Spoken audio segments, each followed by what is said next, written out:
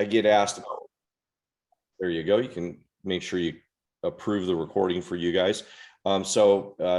Everybody gives me we're going to use this and transcribe this and use it for many other purposes. So need everybody put on visual for a minute here a little bit, or give me a verbal thumbs up that it's okay to use your transcription in our blog posting, books, and other things. Thumbs up or verbal if you're not going to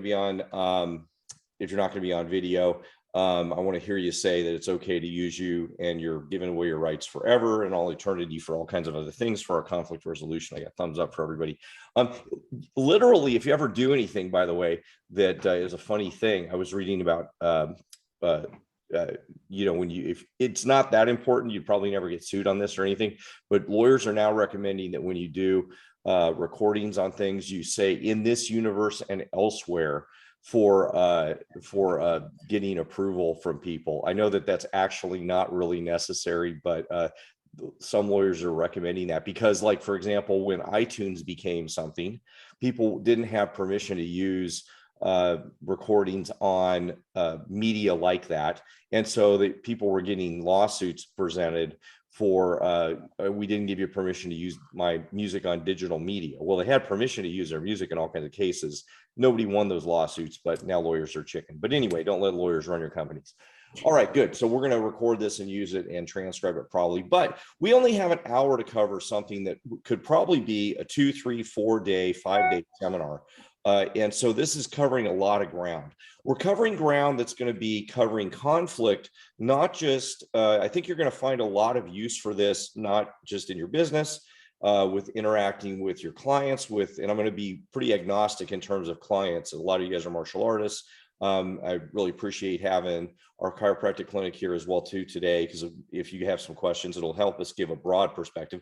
But I do believe a lot of you are going to take this for your own interpersonal relationships and how you're dealing with conflict.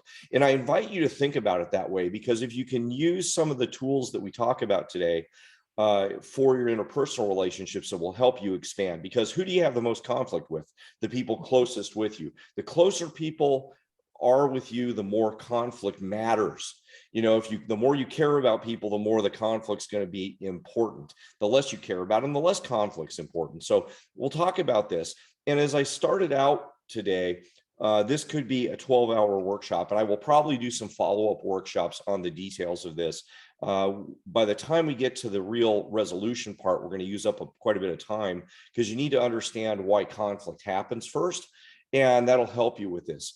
Another piece of this is many times you read about conflict resolution and there's very simple rules for dealing with it. There's very simple, well, do A, B, and C. In fact, there's an ABCs of conflict resolution. They teach teachers in schools, and it is not so simple to really truly deal with conflict resolution. That's why most of those systems don't work. So we're going to talk about why they don't work and what the problems are with it. So anyway, let's get started. I'll probably talk fast. Please interject with questions. Just get off mute, interject with questions so I can make sure you guys get covered what you want. I know you guys are all very smart, and we'll have some really good questions about this. For our martial artists, conflict is the precursor to escalation into fighting. So we really need to be good at understanding this so that we have a good foundation for everything. For healthcare professionals, guess what the number one place for conflict is? In emergency rooms. Number one place for conflict, more than police officers. Now, police officers get more severe conflict, of course. They get shot and killed and have worse problems. Healthcare professionals, number one place for conflict. So this is a pretty serious thing in a lot of spaces that you wouldn't expect. So let's get to it. So get some paper out. This is what I always tell people before we do something more serious workshop, and you should do it with anything I teach. So get some paper out. We're going to cover some things. You don't need to read my bio, blah, blah, blah. This will be for something else. You guys know me, blah, blah, blah. Okay, the process of conflict. So this is what we're going to cover today. And this block diagram is going to be the foundation for everything. So we're going to cover the categories of conflict, what causes conflict, and what are those categories really important. Am I just frozen, or is it just me? Everybody good? Okay. Good. Categories of conflict. We're going to cover bad conflict. So what the next step is going to be, what constitutes bad conflict, why conflict continues, and in your interpersonal relationships, why this happens, and also in work. The results of bad conflict. So why does it even cause any problems? I mean, you can argue with people, but what's the issue with this? And then we're going to go over good conflict. So you guys also personally resolve conflict really well, very frequently, but why? Or what are the components of it? And so when you start resolving, we're going to talk about resolution of conflict and how you do this really well, and then what the results of good conflict are. Why is it good, and what motivation we have to resolve conflict. So here's kind of the breakdown of that. We're going to cover difference between conflict and bullying as well. You guys know me with bullying and my expertise there, so we're going to make sure we understand the difference, because that's really important.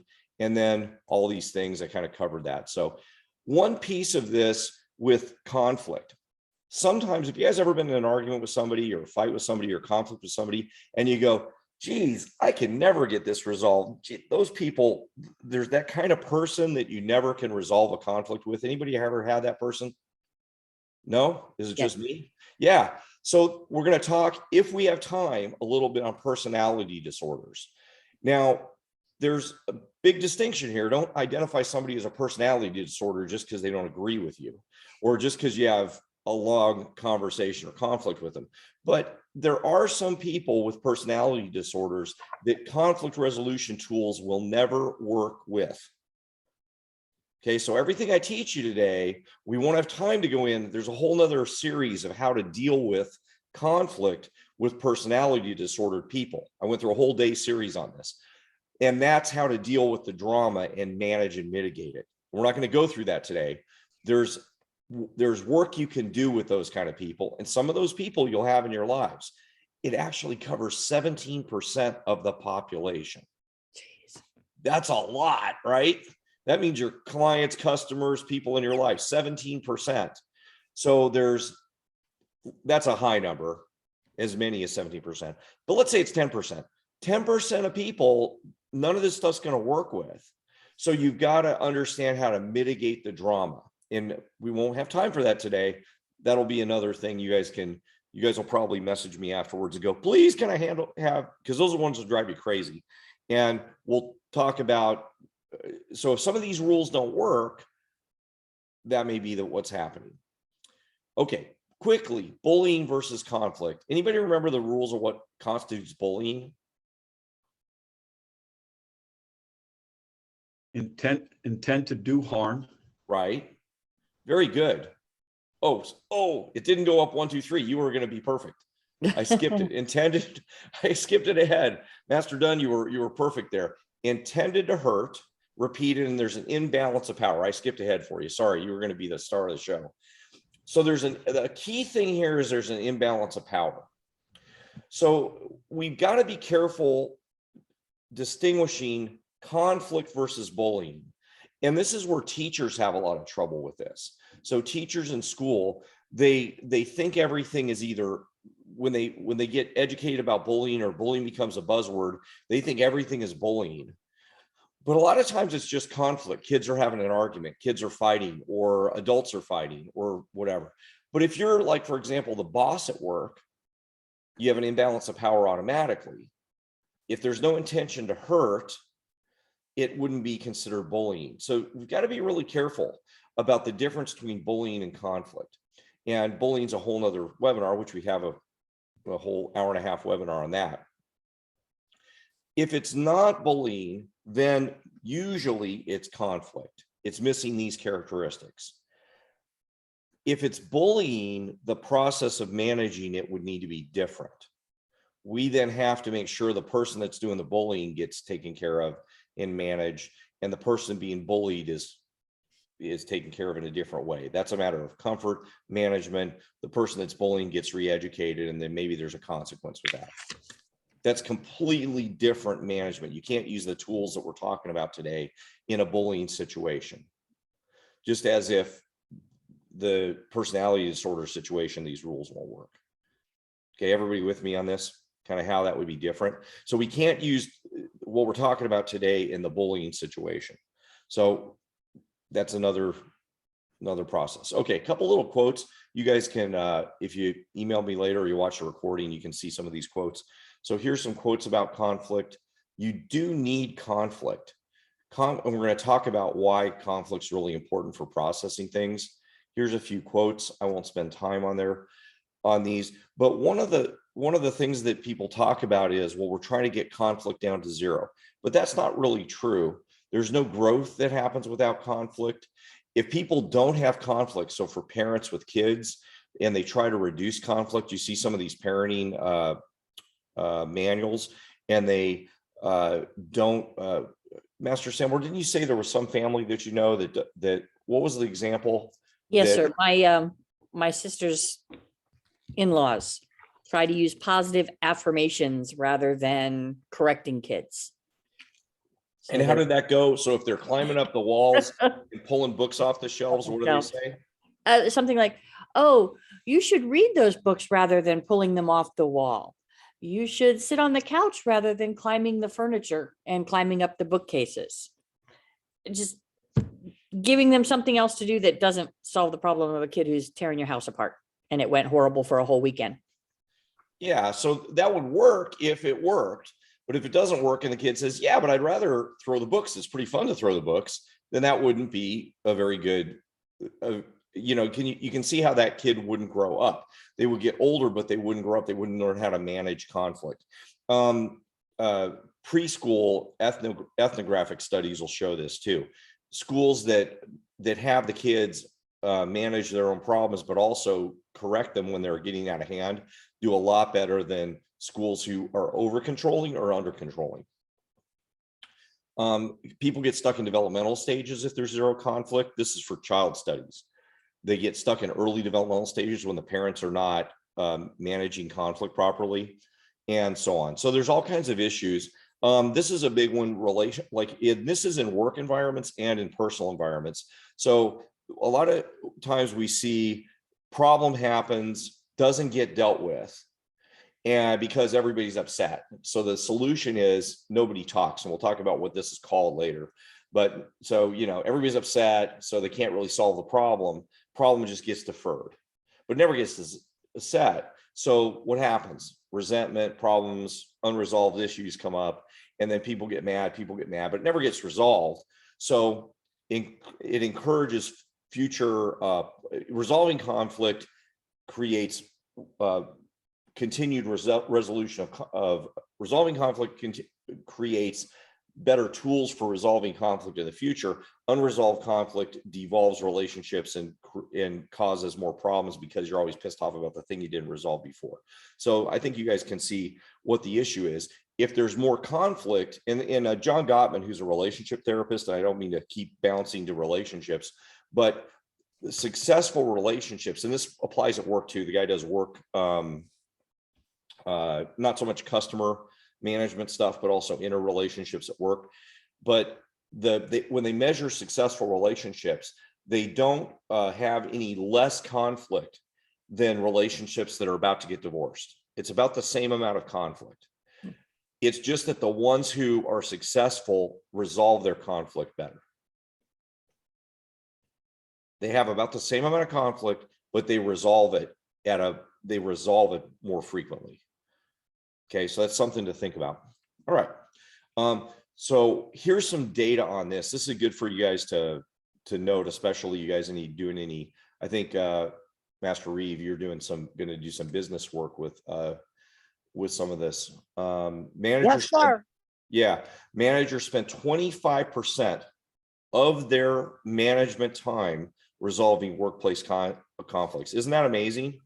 Dr. Hurley, you'd probably agree with that, right? 25% of your time resolving workplace conflicts. That's a huge number. 67.5% of marriages fail because of a breakdown in communication. Here's one that was a big stat. 60 to 80% of performance problems were about relationship and conflict issues, not from competency or training. Okay. And then here's the big one. This is about how much money is lost to conflict. That's $16,000 for each employee. $16,000 for each employee that had low morale. So a low morale employee costs you $16,000. That's an average. Okay, so here's the process. This is what we're going to learn today. And the graph looks complicated, but we're going to break it down. It's going to make some sense. It'll be pretty simple once we get down, I promise you. But we're going to go fast. So you may have to rewatch this, and I'm going to probably do some follow-up work with this. I'm not sure what format, but we're going to go pretty fast today, but please ask questions. We'll try to stay on time. So first, categories of conflict. What causes conflict? There's a few things. Fourth main things: preference problems. So this means we have legitimate differences of opinion. I like it this way, you like it that way. I want to do something, you want to do something else. So that's pretty straightforward, right? I just want to do something. This could be your employee want to do one way, you want to do it another way. Now you're the boss, you could pick a different way, but we'll talk about how you resolve this in a minute. These are just identifying the types of problems you have. Or you and your spouse, I want it this way, you want it that way. You and a client, I want it this way, you want it that way, and how you resolve that. Okay, perception problems. So these are inaccuracies. A lot of times these come out because of communication issues or misunderstandings. We're not communicating clearly. Guys, this is like in my counseling work, this is like the number one thing. People just don't do a very good job of communicating well. Is my audio going okay? Because I keep seeing Yes, sir. freezing. Audio is consistent. Okay, I won't stress about it then.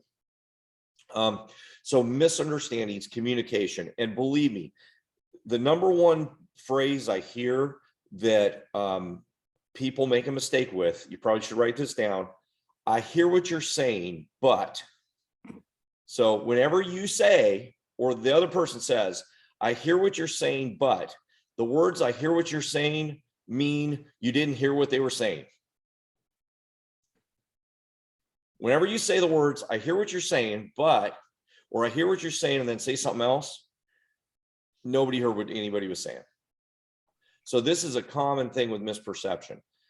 What do we teach in our in life skills of leaders in the class, and when we teach teaching, is reflect what they said instead of saying that phrase. So this is a really common one. Okay.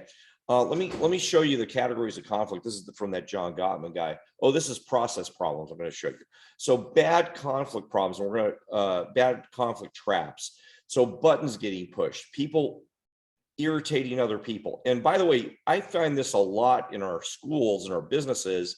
Somebody comes in and they say something like, hey, I want to cancel, or I don't like your service, or something like that. And it upsets us, right? I mean, we get upset because that happens. That can be a button getting pushed because we become defensive about it, or somebody complaining about something. This is a business reason. I'm going to show you a little video that talks about 4 kinds of process problems. So here we go. Let's see if this plays pretty good.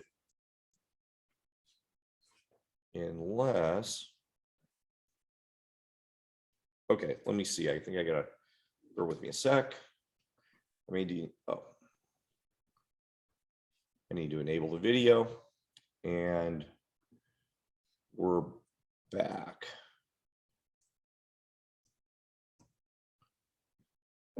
You're so selfish. What an idiot.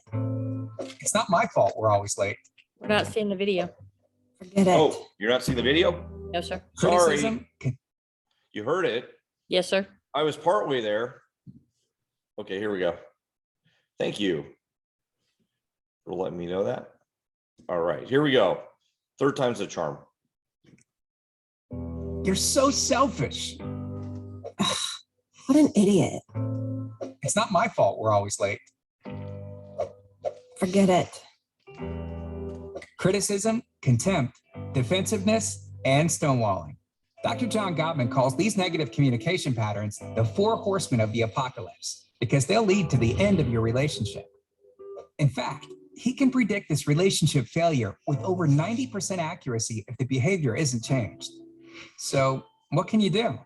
Well, at the Gottman Institute, we understand you might not even know you're communicating this way, or you might not know how to control it. But if you practice the following 4 research-based antidotes, there is hope for your future. Criticism attacks the character of the recipient instead of focusing on a specific behavior. The antidote to criticism is to talk about your feelings using I statements, then express a positive need. Contempt is an expression of superiority that comes out as sarcasm, cynicism, name-calling, eye-rolling, sneering, mockery, and hostile humor. Contempt is the greatest predictor of relationship failure and must be eliminated. The antidote to contempt is to treat one another with respect and build a culture of appreciation within the relationship. Defensiveness is self-protection through righteous indignation or playing the victim. Defensiveness never solves the problem and is really just an underhanded way of blaming your partner. The antidote to defensiveness is to accept responsibility, even if only for part of the conflict. Stonewalling occurs when the listener withdraws from the conversation without resolving anything. It takes time for the negativity created by the first three horsemen to result in stonewalling, but when it does, it can become a habit. The antidote to stonewalling is to break for at least 20 minutes, calm down, then return to the conversation. Spare your relationship from certain destruction. Learn more about eliminating the four horsemen by visiting. Okay, you can go there if you like. So anyway, this is those are all relationship ones, but we could probably there we go.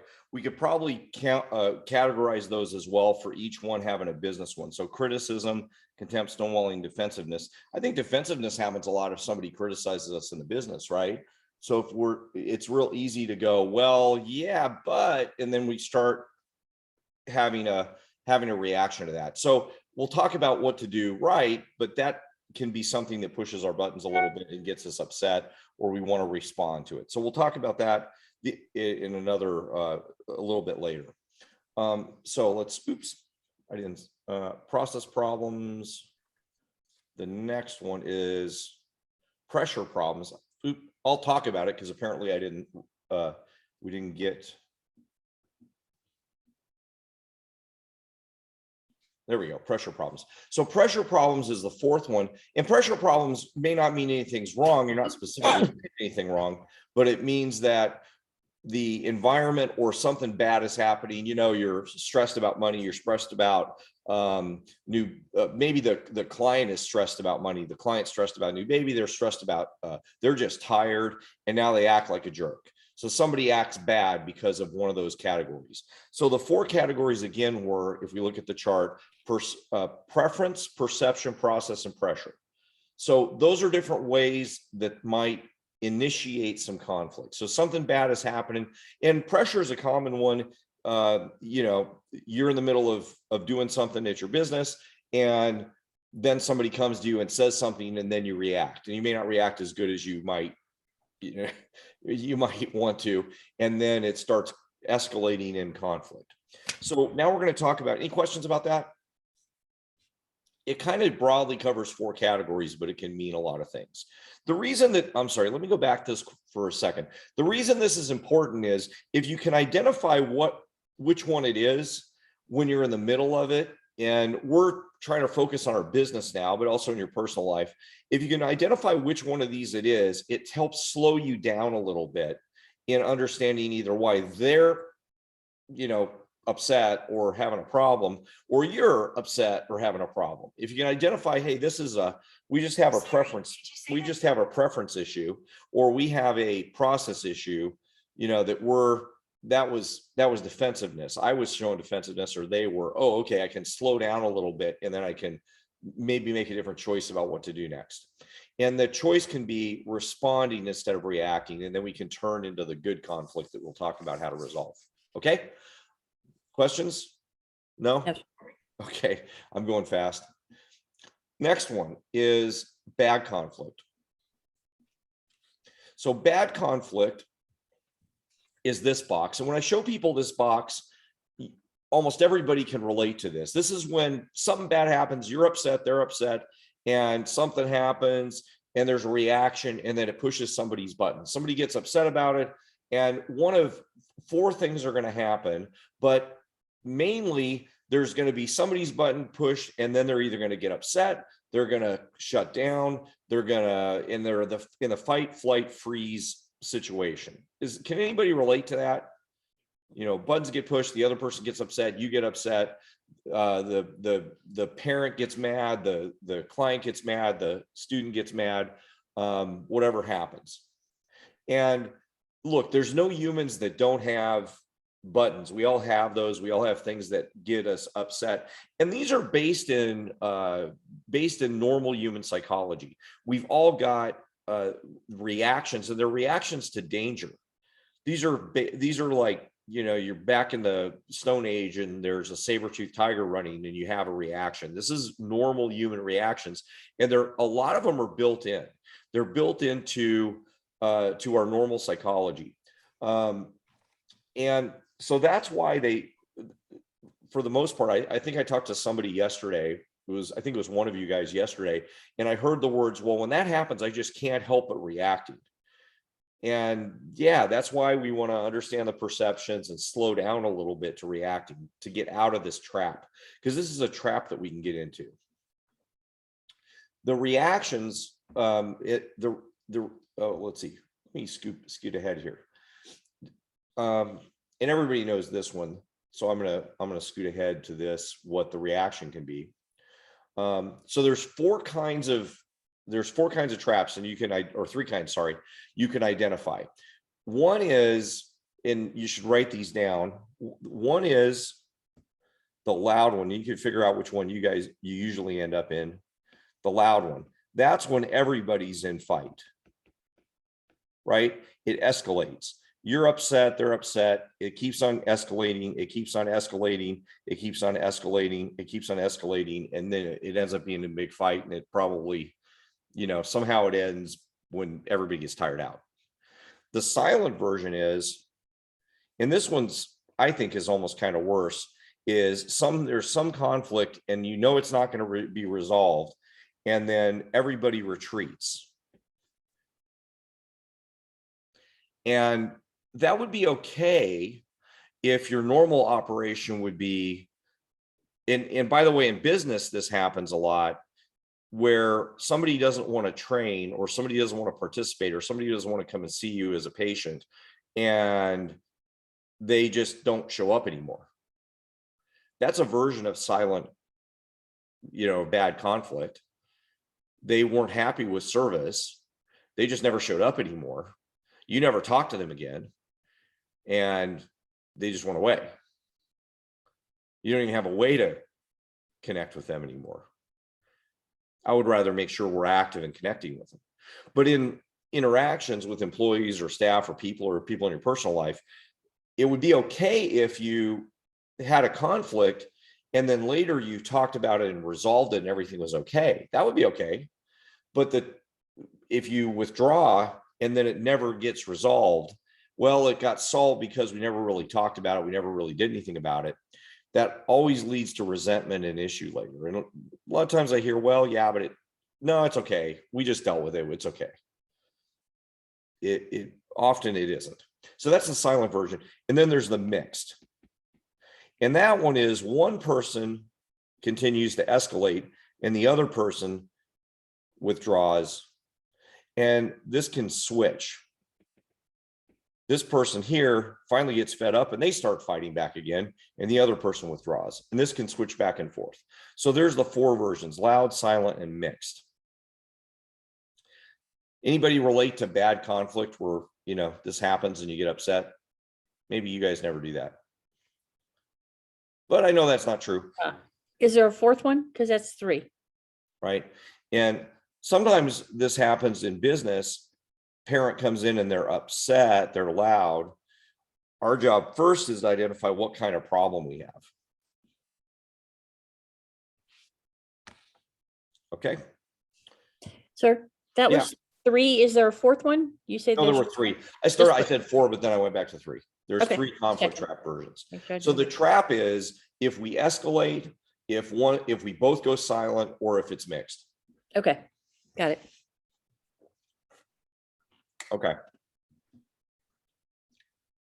So the results of bad conflict are all, the problem with it is we have unresolved problems.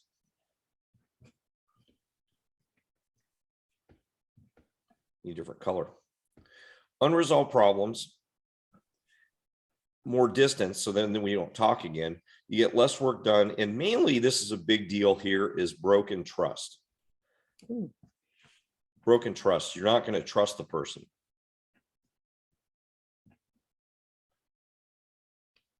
Okay, so those are the biggest things.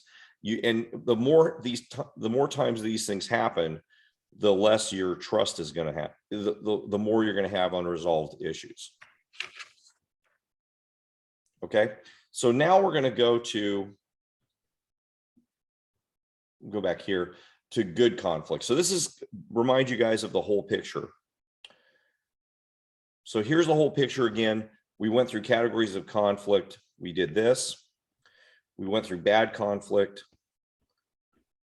And now we talked about results of bad conflict. So we went through here. This was super fast. Okay, guys, we went super fast through all this.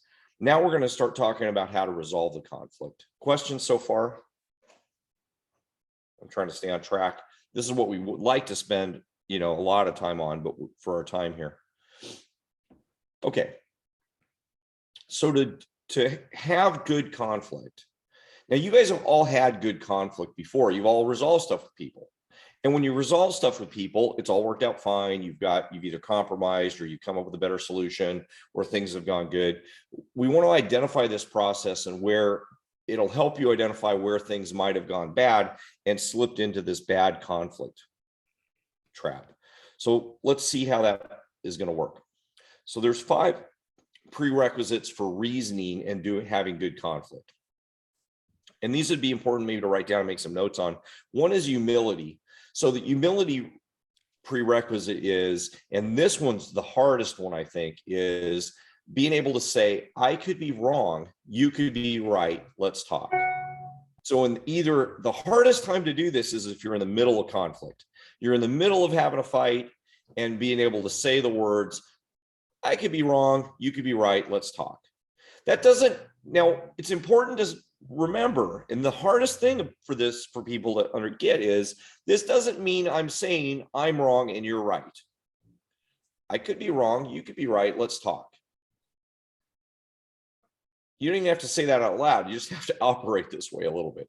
I could be wrong, you could be right, let's talk. Having humility. The second is awareness. So the awareness question is, I see where I'm wrong, being aware that it's possible for me to see where I'm wrong. Now, people with personality disorders don't have these tools. They would always think they're right. They don't understand. Like somebody with narcissistic personality disorder, well, of course, I'm right all the time. And that term, by the way, is overused a lot. It's often overused because you just don't like that person and they disagree with you. So they're narcissists. They just don't agree with you, or you argue with them a lot. So be careful spreading those terms around when I throw them out. But awareness would be, I can observe that I'm wrong sometimes. I'm observing that I'm wrong. I see where I'm wrong. Okay, that's another tool. Sometimes you have to be able to see where you're wrong. Doesn't mean you're always saying you're wrong. It just means I can observe that I'm wrong. Responsibility is, if my clicker goes, okay, man, I'm skipping ahead. All right.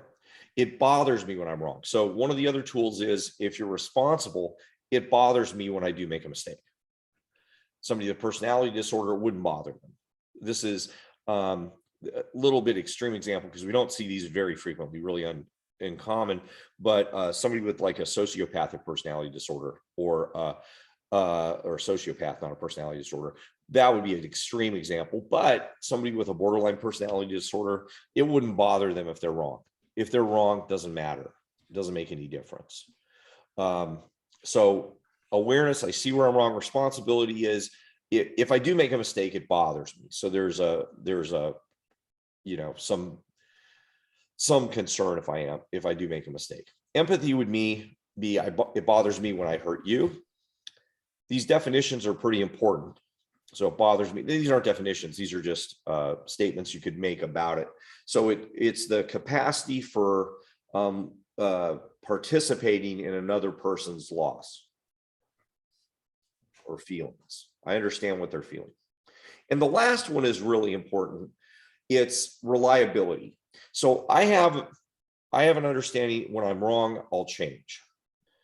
And you can believe that if I'm wrong, I'll make a change. So these 5 things are prerequisites for being able to resolve conflict on both sides. And all we can do is take responsibility for ourselves on these things. Is, you know, it is, I could be wrong, you could be right, let's talk. To me, that's the number one. I see where I'm wrong. Let's see, you know, and then let's have conversations. Responsibility, it bothers me if I'm wrong. It bothers me when I hurt you. When I'm wrong, I'll change. So those are the 5 prerequisites. Now, this doesn't mean that you're admitting guilt or wrongness or anything to resolve conflict. Obviously, if you're resolving a conflict, a client comes in and they're bitching about something and complaining about something, you know, it's your company. You can decide where you're making a mistake or where you're doing something wrong if you are, but you have to run your company the way you want. You're going to make them happy, but you're going to work on resolving the conflict. This allows you to have some tools to have the conversation. Go ahead, Dr. Hurley.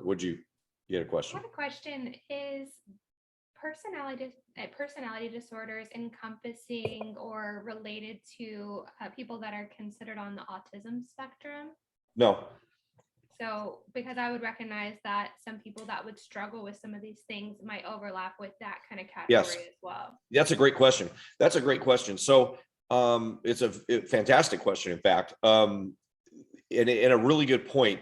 So somebody with a personality disorders and autism spectrum is a totally different diagnosis, and they have different characteristics. However, your point being that could somebody that would have a diagnosis of autism, may they have trouble with some of these reasoning skills? The answer is yes.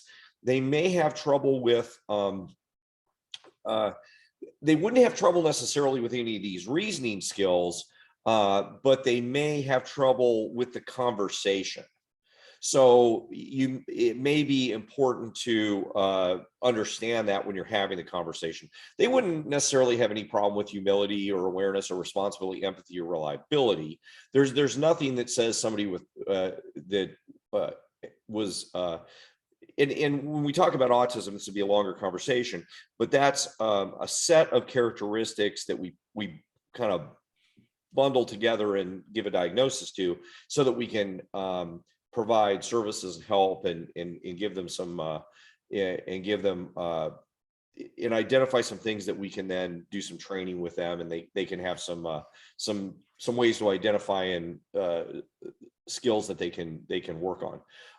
But it's not really anything really wrong or bad or having it isn't really a disorder in a sense at all. With the personality disorders, they certainly are. I mean, they need some specific therapy, and these things become deficits that they have to overcome.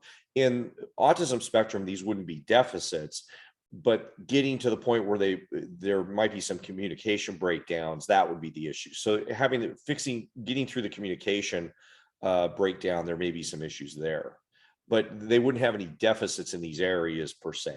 Does that make sense? So there's a couple differences there. It'd be more like, I don't want to use this example because it wouldn't be appropriate with in the volume or magnitude, but let's say somebody had a hearing deficiency, totally different from autism, but somebody had a hearing deficiency. Well, you know, I'm going to resolve conflict. Well, I might have to repeat myself if they had a hearing deficiency. So there would be a communication breakdown there. So we may have to take that into consideration when we're resolving conflict. So what I'm understanding, for example, would be like a person that may have autism some might struggle with empathy, but not because they don't care if they hurt you, but they might have trouble recognizing that they've hurt you. So it's more of like, it can be more of like the connection piece, not the inability to feel humility or have awareness, but just like you said, maybe the social aspect. No, I don't think there's nothing in normal diagnostic criteria with autism that would have that somebody with autism would have trouble recognizing they hurt you. They might be they would, in the sense, maybe a child with autism might be extra focused on the thing that they're playing with, right? So they're extra focused on the thing that they're playing with. So then they might not recognize they hurt you because they were focused on the thing they were playing with. Just use a kid because that's a really good example. They're extra focused on the thing they're playing with. They might not recognize they stepped on your toes. Okay, well, in that regard, that's true. But then if you said, hey, you stepped on my toes, look, they go, oh crap, I stepped on your toes. then they would notice that for sure. And there wouldn't be it's not an empathy deficit, it's a recognition deficit, if that makes sense. So in the example of hearing, if there's a hearing deficit and they didn't notice that because of the hearing that they heard you coming and they ran into you because they didn't hear you coming or whatever, and you said stop and they ran into you, that would also be a hearing. It wouldn't be a awareness deficit, it would be a hearing deficit. So I think you're making a really good point though, and I think that that's something to consider. In all of these, there may be difficulty resolving conflict. So what she's saying is really apropos.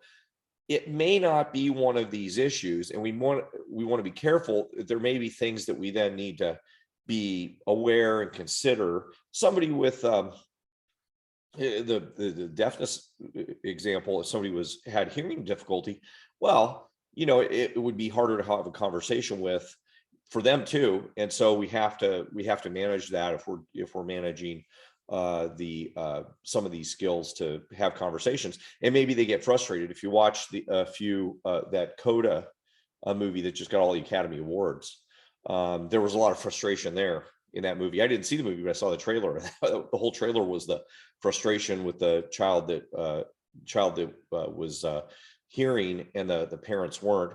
And so that escalated some frustration because they couldn't, the parents couldn't hear. And so there were additional conflicts because of that. That's a really good point. It's a really good point. Let's move on from that and we'll come back to that if we have time, but that's an excellent point. Does that kind of cover what you were saying, ma'am? Dr. Hurley, does that kind of cover what you're saying? Yeah, I think so. I think don't want to Okay. derail you from the main topics. But Yeah, let's get on it because we could go on. That's one of my favorite topics too. So I could go on for a long time on that and bullying and some of these other ones. So these are 5 skills, and it's important. Like a lot of these, our awareness on these skills are important to point out so that we get a good. We are identifying where we're maybe breaking down our own skills or missing some of these skills when we try to resolve conflict. These are the skills I want to be clear we need to have so that we can resolve conflict well. If the other people or persons don't have these skills while we're trying to resolve conflict, if they have them, it's great. If they don't have them, it may or may not be critical. It's more critical that you have them when you're trying to resolve conflict. Okay. So how does this work? So good conflict. Again, good conflict is the steps that we're going to follow. So the first thing with good conflict and where the breakdowns usually occur, and we're going to go super fast through this for our time that we have available. This is an order. So first step that we have is going to be, use a different color here. First step that we need to do whenever there's conflict is to narrow the problem.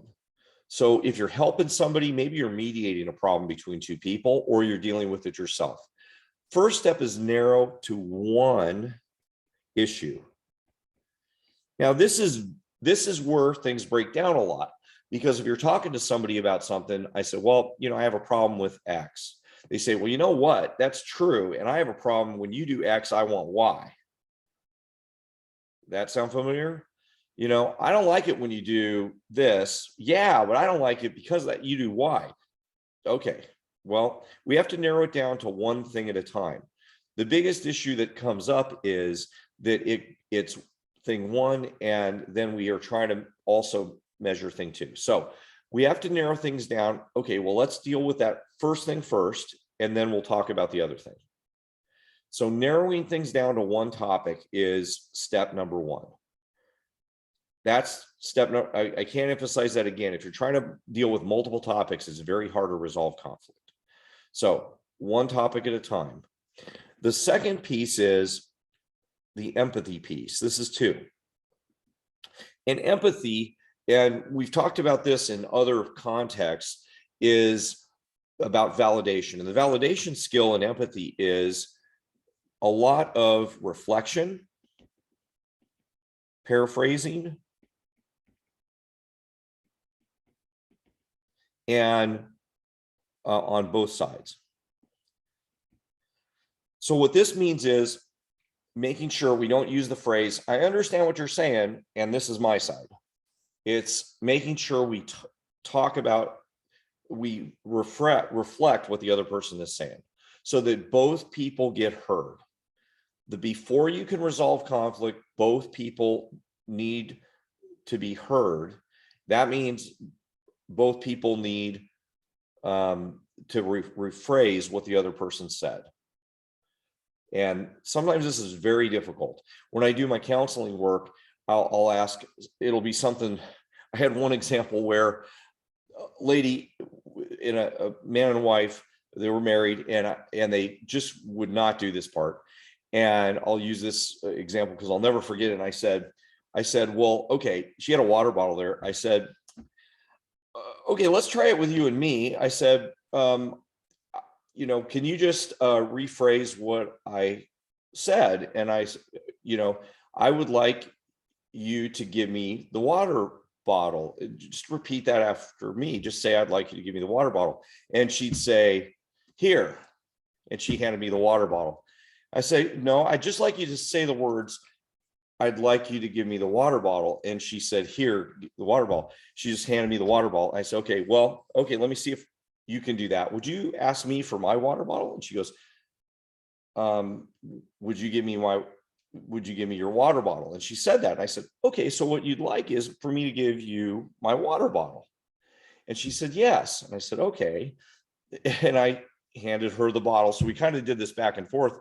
And she said, okay. And I said, great. I'd like you to do exactly what we just did. And I said, so then I said it back to her, and I said, is everybody getting me? I said, I would like you to give me your water bottle. And she just handed me the water bottle, and she just could not get the idea of reflecting back what I just said. It took about 25 minutes for her to do that just with me, let alone her husband. So this is a very difficult thing for people to get. With you guys in business, it shouldn't be quite as hard because you can be I don't want to say the adult, but kind of the adult in the situation. But a lot of times we don't take the time to do that. So very much we think that we know what they're saying because we're the professionals, and we've heard, I want to cancel, or I want this, or I'm upset about this client, or I'm upset about this service I got, or I'm upset about something. You've heard that 15 million times. So you just, okay, I processed that. I understood it. I know exactly what she's saying. I know she's upset about this. So, or I know that they're upset about price, or I know this. So I think I know what they're saying. And then you just barrel ahead without validating what's going on.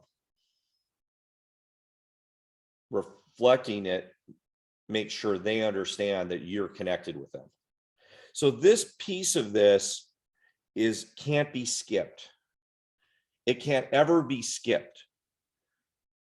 You should circle this about 6 times. You can never skip the piece of making sure the other person hears the whole part of what they said back to them. You're always going to think that's extra work, but it's not wasted work. They have to hear what they said back to them, or they're never going to feel like you connected with them. Okay. Now, sometimes the challenge is to get them to do it back to you. Yeah, some of you smiled when I said that. Sometimes the challenge is to get them to do it back to you, but you start with it, and then we can work on the other side. Okay. Anybody have any questions about the validate piece? Could I make one comment on that? I know sometimes people don't actually know exactly what they said. They'll misspeak, and and so this way, when you reflect it back to them, you can make sure it also tells them exactly what they said, because sometimes they don't realize exactly what they said. That's right. Well, and I'll tell you another piece of that. Sometimes what you heard is not what you think you heard. I mean, I know we're convinced that we heard everything perfectly, but it's not always that way. You know, that's the problem, is you think you heard it perfectly, but you damn well didn't a lot of the time. Now, what percent of language is verbal? About what, 7%, and 93% is nonverbal and other ways. So, you know, so the combination of that is really important, but don't even think about it that way. It's about validation. It's making sure they know. I may disagree, but I understand your position. So the term here is I may disagree. That would be a good one to write down. I may disagree. And you don't have to say I may disagree. I just need to understand your position. I want to understand your position. That doesn't mean you agree.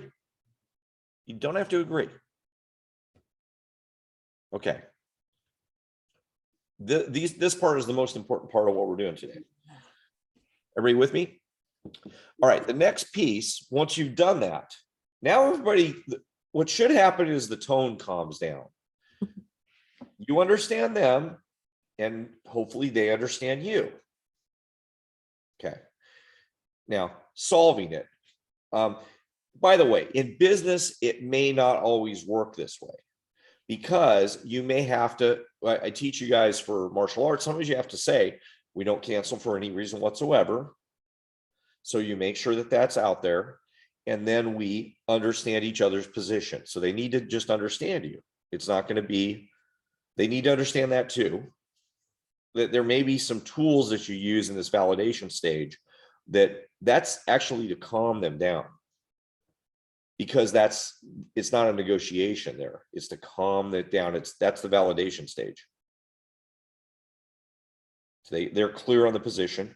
You're clear on the position. I understand how everything is in everything, but calm them down. Okay. So solve. Let's talk about the solve. Now, this is the humility stage. I might be wrong. You might be right. And let's talk. So in the solve stage, we're going to have 5 possible outcomes. 5 possible outcomes. And these are really important. And the first one is pretty obvious. The first one is a win-win situation. First one is win-win. You win, I win. We're going to come up with a better solution for everybody. You win, I win, better solution for everybody. Okay. Second one, and it's best of both. I understand where you're coming from. You understand where I come from. We're going to come up with a better solution for everybody. That sounds great, right? Everybody's good. And if we understand each other, we weren't fighting. Now we understand where we're coming from. We come up with win-win. That's perfect. The second one is the compromise. That's what everybody says. Oh, marriage, relationships, people, business, everything's about compromise. That's okay. Win-win's better. Compromise is second. I get most of what I want. You get most of what you want. That's pretty good. I get most of what I want. You get most of what you want. Everything's okay. We're pretty happy with that. It's a compromise. The third one here is what's really important. Third, fourth, and fifth one, because you have to know which direction to go in this. Your way. I can't win. It's got to be one or the other. It's going to be one way or the other. Might be, we're going to go on vacation. We're picking which way we're going to go on vacation. It's either going to be Florida or California. It can't be both. It's going to be Florida or California. I mean, a win-win could be we go to California and Florida and we go on a 2-week vacation and we do both, but maybe we can only afford to go. We only have 1 week off. We can only go to one. We're going to go to California, Florida, and one of us is going to win. Okay. On this side, your way, we're going to do it your way. It's acceptance. I'm willingly accepting it. I'm willingly accepting it.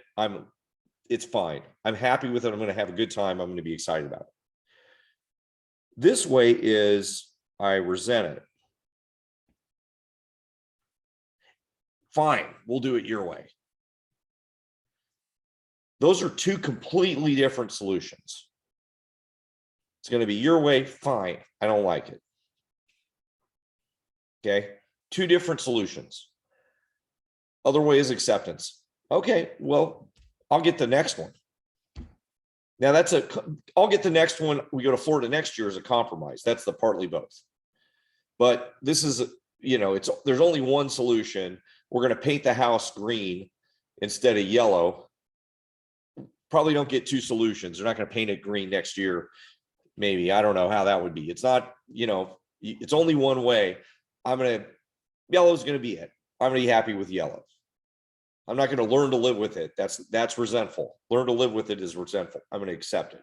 So both is, it's important to know the difference. Acceptance versus resentment, two completely different things. Toleration is resentment. I'm tolerating it. That's resentment. We don't want that. Acceptance is, I'm giving that to the situation. Master Sanborn's going to pick out these new wood floors for the school. I'm accepting whatever she picks. If I go there and I don't like them, she picked them out. If I go there and I don't like them, it's acceptance, man. There is no anything. I am happy with the wood floors. Even if I hate the wood floors, I'm happy with the wood floors. Whatever she picks is it. Okay. So, the next solution is wait. So we may get in a conflict. We're going to wait. We're going to wait to decide. So the good version of that is it's mutual consent and we have a time to bring it back up. The good way to deal with that is there's a time to bring it back up. It's mutual consent. We agree, okay, we can't resolve this now. We're going to bring this back up in an hour. Remember the Gottman video, it's going to be 20 minutes, reasonable amount of time. There's some things maybe need to be a week later, or there's some constraint that makes it different, but whatever. But a short amount of time to bring it back up. It's mutual consent. It's not, I can't deal with this now. I'm going to leave now. I forget you. Okay. Not that, but mutual consent. Okay. The bad way to deal with that is there's no expectation to resolve. That was that silent version of the bad trap, right? The silent version is no expectation to resolve. Can't read my writing there. You stop talking about it, don't bring it back up. You hope it goes away. That's the wait version. And then there's the last one is the no way. You're just not going to do it. We're just not going to go on vacation. We're not going to paint the house. We're just not going to do it. So this is about focus. And you may just decide not to paint the house. That's okay. And you decide you're going to agree to disagree. That's okay. We can just agree to disagree. We're not going to paint the house. Maybe you're not going to have a kid. Maybe it's a couple and you're not going to have a kid. Okay, we're going to agree to disagree. Now, if you're not going to have a kid, you're going to accept that and that's the way it's going to be. Okay, we're just not going to do it. Fine, that people do that. That's a pretty good example of what could happen. And then you're going to have a good relationship, good family together. But if you decide not to have a kid and you're pissed off and resentful, then you're going to focus on that. Focus on the bad versus agree to disagree, focus on the good. Now, this sounds simple, but understanding the different sides of this is really important. You have to be clear. Okay, we just need to be clear on focusing on the good stuff. And the same is true in the business decisions on this.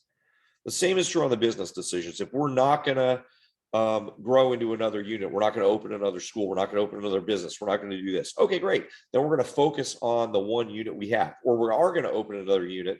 The no way decision, I guess, would be better. We're not going to open another school. Great. We're going to be really focused on the one we've got. Cool. That's perfect. That's what we're going to do, and be really, really focused. That's the solution that we're going to have. Okay.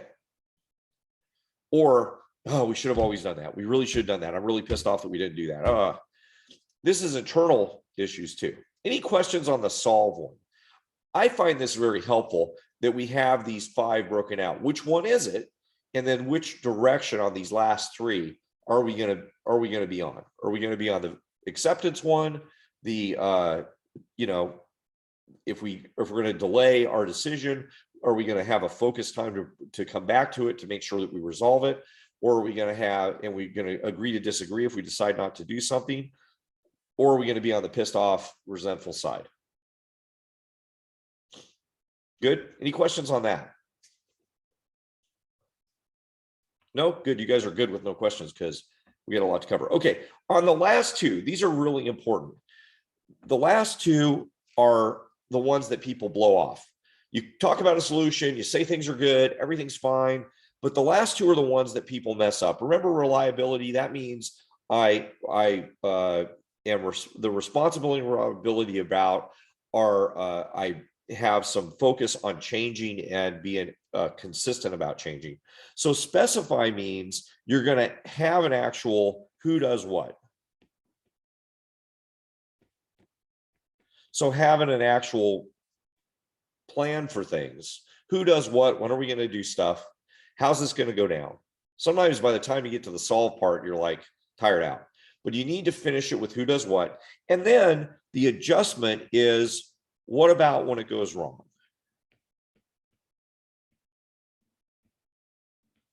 Especially when you're dealing with conflict, this is probably the most important thing that people mess up. This is a big thing people mess up. So yeah, this is a great idea. We've got a good solution. You're gonna take the trash out, and I'm gonna do the laundry. That's awesome. What about when you forget to take the trash out? What's gonna happen then? Now I'm gonna be pissed off, and I'm never gonna do the laundry, and it proves that you were a big lazy bum. See, that's when we should talk about, well, what happens if you forget to take the trash out? Okay, well, it's okay for me to remind you. And it's okay for me to, I'll take the trash out, but then you need to do the laundry because I'm going to remind you to do that. That's going to bother me. I'm going to be kind of pissed off about it. Yeah, I know that'll bother you. You should be bothered if that happens. And talk about how that's going to go. What's the process? In a work environment, it's going to be more like, okay, if you don't do that, if you, like in our case, we always do the numbers and the process and the clean closeout and stuff. If I came in and the school wasn't clean at the end of the day, I would call Master. If I came in at the end of the morning, I would call Master Samware, and I would know that there would be a process for that of how we deal with it. That just hasn't happened. But if it did, she wouldn't be surprised if I called her and said, hey, the school isn't clean. What the hell? And then we'd talk about what the process would be to clean it. Somebody would have to come up there and clean it. So there'd be a plan for what would happen if it went wrong. So what's going to happen if it goes wrong? Now, you probably can't think of every scenario, but if you think about what would happen if it went wrong ahead of time, then especially in a conflict situation, if you don't talk about it, what's going to happen, the whole thing will blow up because you had conflict in the first place. And it's going to break trust because now, I was going to take the trash out. You were going to do the laundry. I forgot to take the trash out. Now you're really, really pissed off at me because you were mad in the first place because I wasn't taking the trash out. Now it proves that I'm even more unreliable. See, so those things can get messed up. So we have some adjustment plans in place. It doesn't have to be complicated. Just what are we going to do? Okay, if we mess something up, it's okay for us to, revisit this and talk about it, or we're going to talk however we're going to do, have a family meeting once a month for anything that is not in our plan, or we're going to have a staff meeting. When we get to staff meeting, that's when we're going to cover anything that's not done correctly. Depends on the context. Okay, questions about good conflict?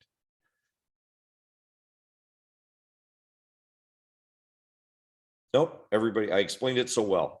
Okay, we're really over time a little bit, but let's finish up. So results of good conflict. If you have good conflict, it's going to enhance good conflict resolution as you go. So it's going to help you solve more problems. You're going to have good solutions to things. You're going to feel better about your team, better about the people around you. You're going to have closeness. So you're going to have more closeness with the people around you, better team building. You're going to feel better about yourself. There's a lot of other context. Let's see, I have some stats that, I won't read all the stats. And you're also going to have more trust, that you won't be stressed about stuff when you're not thinking. You won't be having to think and stress about all the things that need to happen. And you'll have just an overall sense of wellness in the group or the people or the particular situation that we're talking about. So there's a lot of results of good conflict. If you remember, back to, I'll show the first slide with all this stuff, comparing this to bad conflict, all these problems, there's a lot of good reasons to have good conflict. Now, one thing I get asked is, so I said narrow down the problem and you deal with one problem. Well, yeah, but what about me? I had a problem and this person, we dealt with his or her problem. What about my problem? Well, as soon as you're done with the first problem, then you go back and you deal with the second problem. And if you get the skills to deal with problem number one, then usually dealing with problem number two goes really smoothly. So that's how you deal with them one at a time. Makes sense, right? I mean, it's not like rocket science. You deal with problem number one, and then you deal with problem number two. Okay. If this doesn't work, so if all these conflict steps don't work, first thing you do is you review the conflict steps. And when I'm working with a couple or different people on this, I'll bring this whole chart out.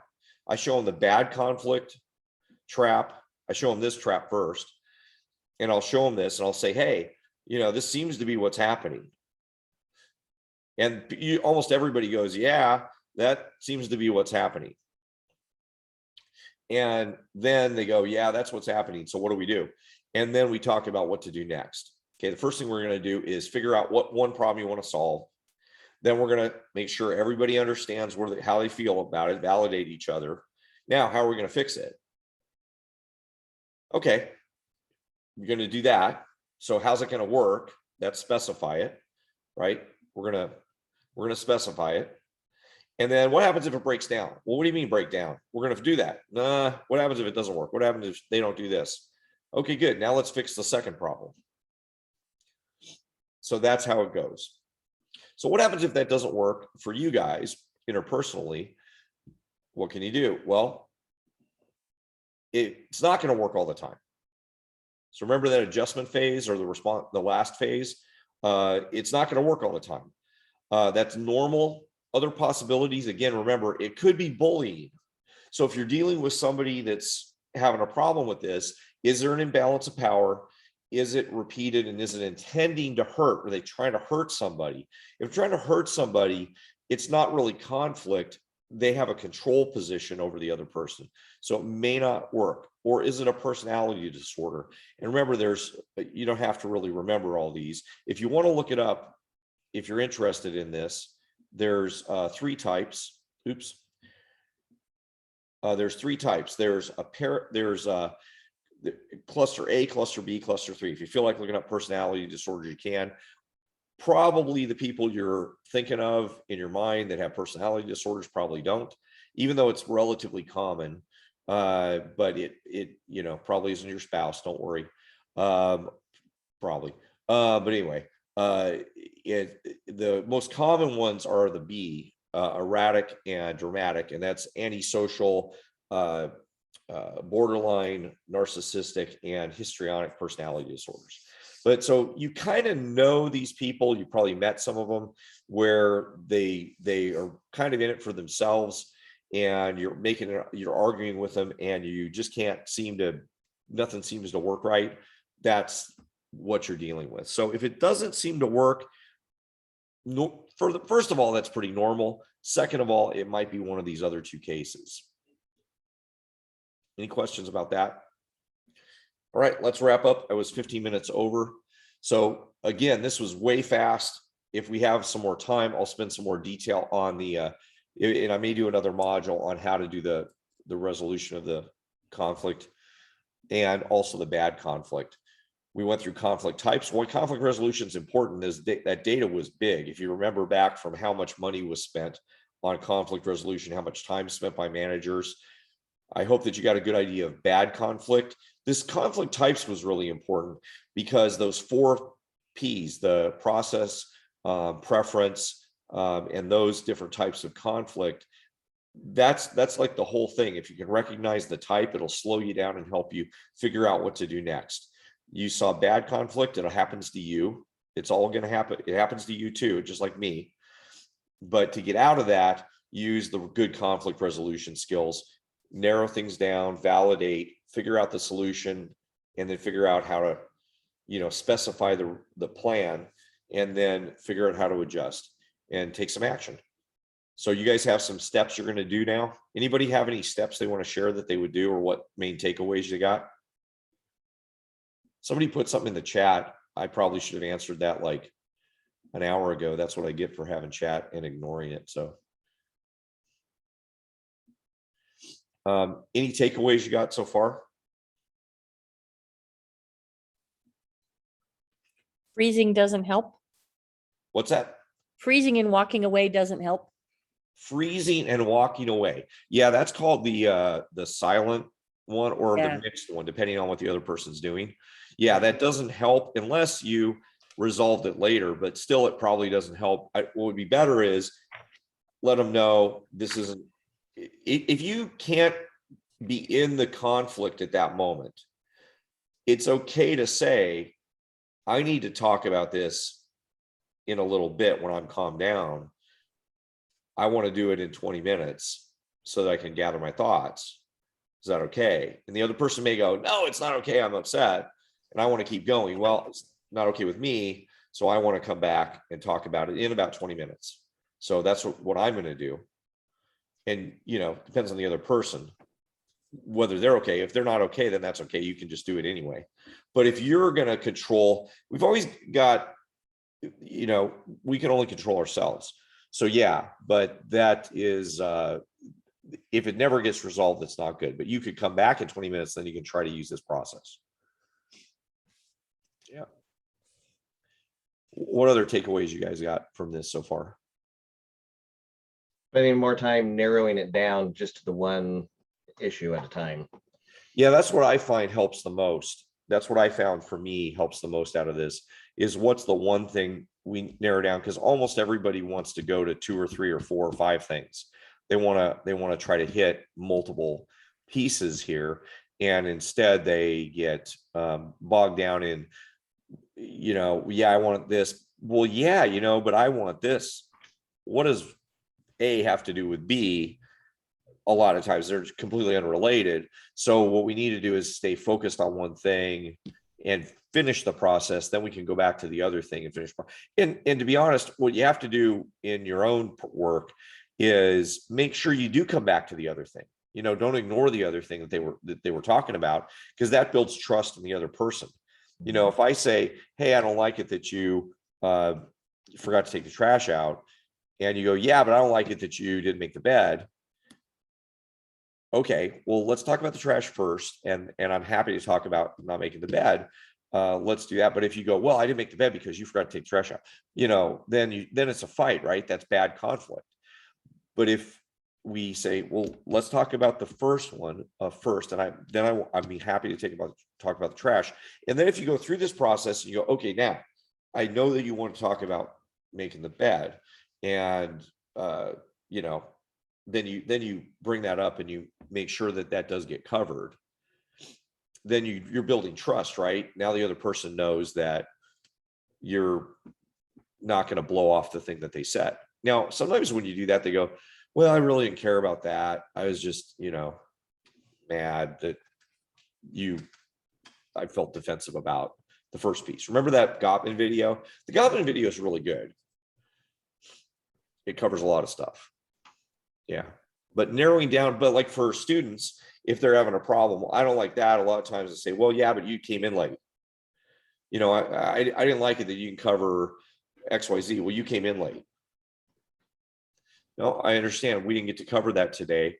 I noticed that, and then it still is because they came in late. We cover that first in class. So let's talk about, what the issue was coming in late. Or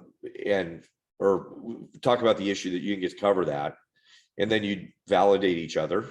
You'd validate them. I know that you didn't come in late. Did you notice what the time was? And then you'd both be validating each other, right?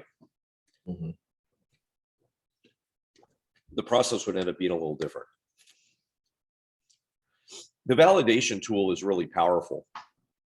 And I think there's more phrases than that we mess up, but one of the phrases is, I hear what you're saying, or, oh, I get it, or Okay, yeah, but sometimes you just skip even I hear what you're saying. I think the hear what you're saying one is one that I think is funny. I've had a lot of people I've worked with if uh, I had to learn that one because I thought that meant they heard what they're saying. And it doesn't mean they hear what they're saying. It actually just, well, it means they hear the words. I mean, because we do hear the words that people are saying, but there's a difference between hearing those words and then repeating them, as Master Dunn said. When you repeat them, then you're making sure you and the other person connected. So there's a difference between hearing the words, saying the words, and making sure you and the other person connected about what they said. That's a different thing. So we can use that that's a very powerful tool. Yeah. So get used to using that. If you get used to using that, practice with your students, practice with other people. There's a lot of tools for that. Any other takeaways? No? Did you guys find this helpful? Yes. Yes, sir. Yeah? Good. Yes. Thumbs up. Okay. So Totally. what's that? I said totally. Okay, great. Write me, I have an assignment for you. Write me a testimonial and email it to me before you, as soon as you get done with this call. We're gonna finish up here. Write me a testimonial about you like the conflict resolution workshop, and use my name in there and everything. And just so I get some feedback. If you have any feedback you want to give me that you'd like to do more of something, then put that a little below that so that what parts of it you'd like to do more of. I appreciate if you do that right now after we finish, so that we remember it. Just like any of this stuff, if you do it later, it'll get pushed off to the back burner because you guys are busy people. Look forward to doing any more of this if you want. We're going to do some other. Let me stop the share here. But anyway, let me thank everybody for being here.